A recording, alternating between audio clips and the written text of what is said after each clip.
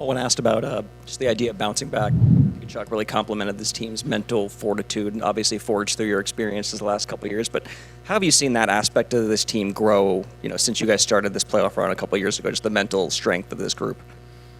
It's just experience. You go through enough tough days after losses, every one of them in the playoffs feels like a weight, and you get used to handling it the next day and letting it go.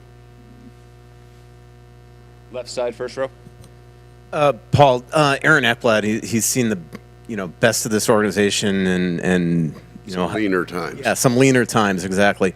Just how much appreciation did you grow for and for his game, and how important is he to your program and the style that you've wanted to play here? Well, he's critical, and we put Barkov, kind of the two long-termers, in the same idea. They were both really, really good players, and then there was a whole bunch of there's still room to grow and get better, and they were willing to do that. There's lots of guys in the league that say, hey, this is my game, and I'm playing this game. Those two men have adapted, and I think gotten better. I think Aaron, especially from the playoffs the first year, and some of it is just the adversity that you survive makes you. That's so true about making you stronger. He broke his foot. He subluxed one shoulder, separated the other shoulder, tore his oblique, and I think I had a partial concussion, I think, but and played for the most part right through it. And I think at that point in time, that's when his game evolved. Front right. Paul, test your memory a little bit, but the first time you took a team to the Stanley Cup final, you had a captain on your bench. I'm just wondering, can you share a thought on Sammy, and do you see any of him and his boy? Yeah, his boy's a little bigger, I think.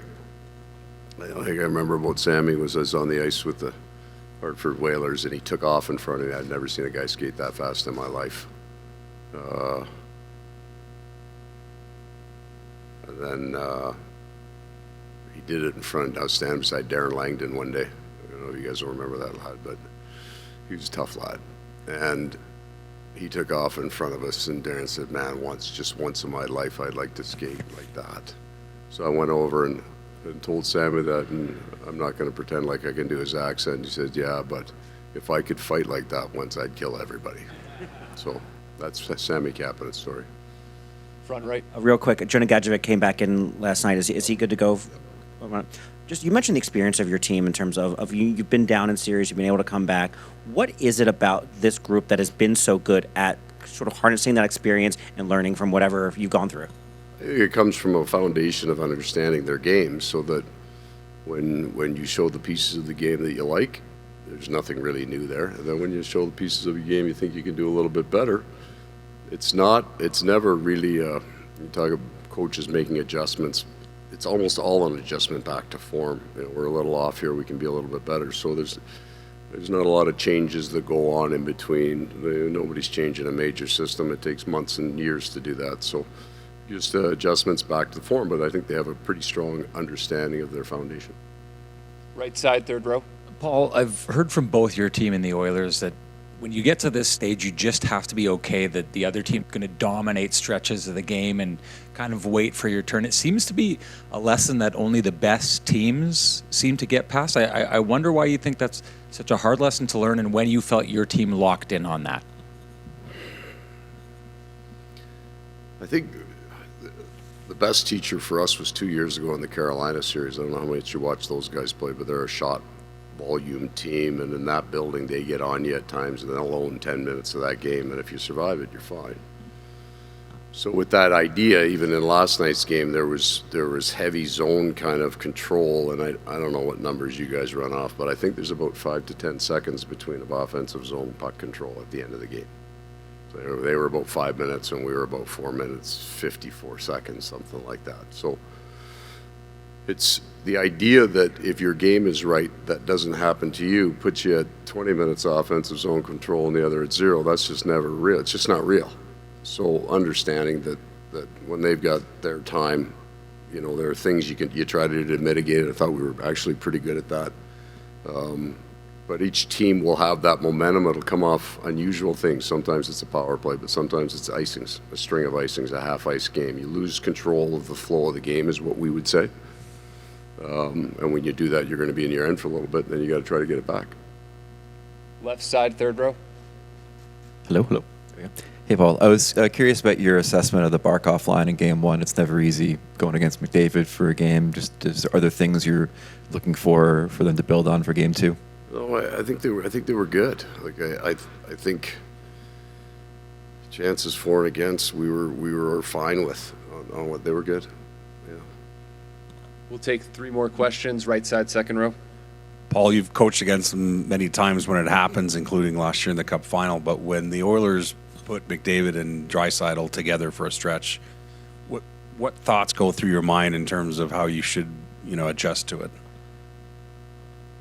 Well, in some point, because they're together, you have a better indicator of when they're coming off the bench. It's not as big a challenge at home. It's slightly more of a challenge on the road. So you need to have more than one line. Like the third goal was at the end of a shift into the second shift. So you need to have more than one line coming off the bench. And after that, they just got to go out and play. Left side, third row, Dan. Paul, obviously, it's been a year. You played a regular season, 3 rounds. Some players have changed. But I'm curious, in preparing for Game 1 and coaching in Game 1 and now preparing for Game 2, does it feel like a continuation of the Stanley Cup final last year? To feel like Game 8 is tomorrow, Game 9? It doesn't. Like, there was more aberration in both teams last year. I thought that there was it's funny because Game 1, looked almost exactly like you thought it might look, right, for us. Game 1 against Toronto and the Game 1 against Tampa, it didn't look anything like we thought they were going to look, and they play in our division. So that was the unusual part of the game, is kind of what the video said was going to happen for both teams. There were parts that it was working for us, and parts it was working for them, but it was kind of what we thought it would look like. We'll now take 2 more questions. Front right. Was I too fast? Is that why? Well, that's not the way this works. I missed This is one. not a time volume thing. It's a number thing. Analytics, people.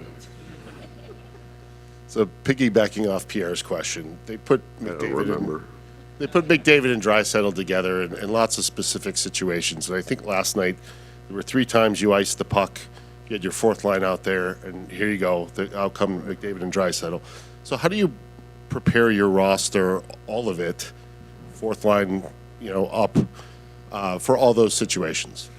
Well, they'll all see the exact same video, right? That we don't segment the lines and say, hey, you're only going to play against. They all see the exact same video, so they have an understanding of what it's going to look like.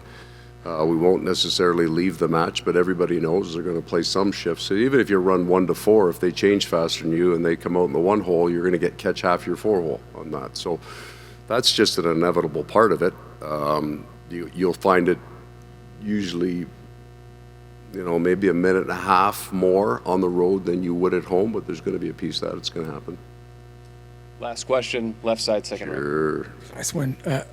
Paul, you talked about icing earlier. There were 21 of them last night. Of course, there was the overtime. We got 8. Was that a result of good forecheck by both teams, lack of execution? And do you mind those icing? Like, is it something that you'll say your defenseman, go, you get the green light, I don't mind the defensive face-off, or you want to have a bit of control on that? No, there's 2 different ways to look at them. There's even more. There's actually 3. You'll get a forced icing.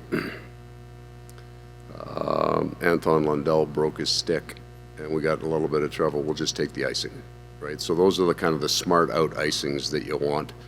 The next one are the ones that you don't like, is you're not going to get to the red when you should. You don't like those. And then the bigger one, and this will depend on styles of teams, you see it more often on stretch teams. They'll launch something to somebody who's stretched, and they miss it, right? I thought we lost. I thought we just missed some. We missed some, right? They came up and we didn't get a stick on it, and if we'd gotten a stick on it, there wouldn't have been a problem. I thought that was more telling. We had the one on purpose, and then we had a couple of long flippers where we didn't get the right launch angle on it. And then the rest of them we just didn't get a stick on them for a couple of them. But I think 21, I think we had 42 in the 3rd period there in Game 7 last year, and we iced that puck 1,000 times. So I don't think we're getting that out of the game. Thank you for your time, Coach.